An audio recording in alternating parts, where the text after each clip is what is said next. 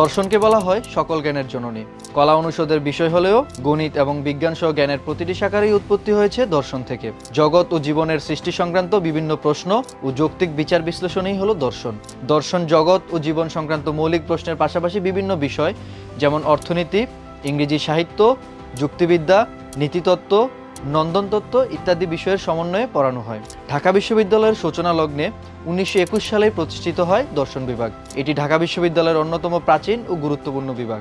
দর্শন বিভাগে মোট আসন সংখ্যা 120টি। এর মধ্যে মানবিক বিভাগের জন্য 96টি, বিজ্ঞান বিভাগের জন্য 18টি, ব্যবসা শিক্ষা বিভাগের জন্য বরাদ্দ 6টি আসন।